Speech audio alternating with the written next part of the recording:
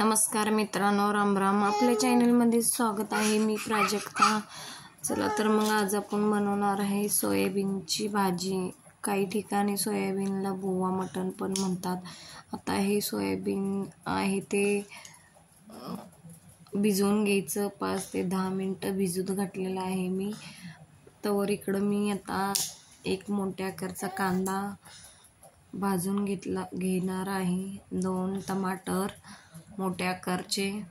हे सगळं एक मिक्स करून एकजीव करायचं. एकदम इतकं छान भाजायचं की त्याचं इतका छान वास आला पाहिजे. इतकं छान भाजायचं, एकदम गोल्डन कलर दोन्ही मिक्स.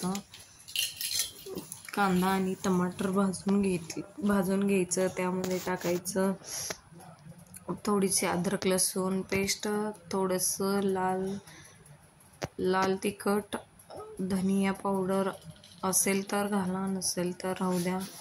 धनिया पावडर मी तर नाही टाकली, तुम्ही पण तुमच्या आवडीनुसार टाकू शकता. मी 1 चम्मच टाकलं लाल तिखट, 1 चम्मच टाकलं मसाला टाकला की गरम मसाला टाकला. परत चिकन मसाला बी टाकू शकता तुम्ही, गरम मसाला बी, सांबार मसाला. नंतर थोडंसं खोबरं पण टाकून घ्यायचं. खोबरे पण टाकले. थोडीशी कोथिंबीर, कारण कोथिंबीर मी नाही टाकली कारण इकडं भरपूर महाग आहे कोथिंबीर. तुमच्याकडे कसे आहे दर ते कमेंट करून सांगा मला. इकडे तर भरपूर महाग आहे आणि सध्या तर मार्केटमध्ये कोथिंबीर यायचीच बंद झाली, त्यामुळे मी टाकलीच नाही. तर नंतर टाकायचं त्याच्यामध्ये आपण भिजवून घेतलेली सोयाबीन. बघा, तर त्याला पाणी काढून घ्यायचं त्याचे आणि मग ते टाकून द्यायचे. आमच्या घरात जादा माणसं आहेत म्हणून मी जादा बनवत आहे. मला त्यांना मसाले सोयाबीनला लागण्यात असे हलवून घ्यायचे 1-2दा. मग वरून 1 ग्लास पाणी ओतायचं. आपण ज्यात सोयाबीन भिजत घातलं होतं ते पण पाणी त्याच्यात ओतून द्यायचं. जसं तुम्हाला आवडेल तसं तुम्ही करू शकता. म्हणजे जादा पाणी टाकू शकता किंवा कमी पाणी टाकू शकता. मी तर जादा पाणी टाकले होते कारण आमच्यात थोडे सदस्य आहेत जादा, त्यामुळे जादा पाणी टाकले होते.